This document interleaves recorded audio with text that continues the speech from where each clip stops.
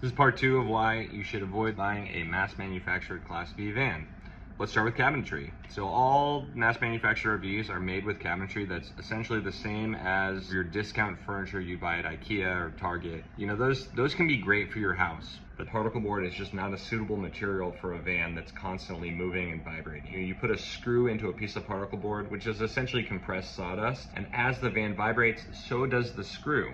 And slowly screws will start to bore out the particle board until there's not enough grip, and then you find that the cabinet doors start falling off. I've seen it tons of times in our remodel division.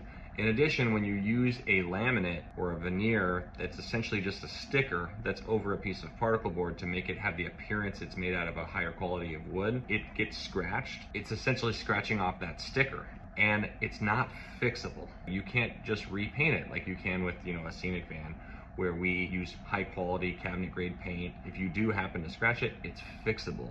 Big pet peeve of mine with mass manufactured vans is the latches themselves. They oftentimes use these circle latches. They don't have a very high test for pressure, and so we get all kinds of reports where someone turns maybe a little bit rougher than they should have. It puts pressure on the door, and then essentially the door swings open. And when the doors swing open, that puts pressure on the screws themselves that are embedded in the particle board, boring out those holes and leading to damage in the future. Those circle latches, they're really cheap. They cost maybe $1, whereas compression latches, which we use, which are really good, they cost $7, $8 a piece. And so when you're a big company, it's a great way to save money on the product by switching all of your latches to the circle latches that don't work all that well. Regular customers, you don't know that.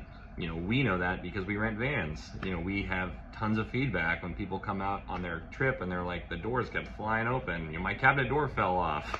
These are experiences we've had renting those mass manufactured vans, and they're terrible. That's all I have to say. They're terrible.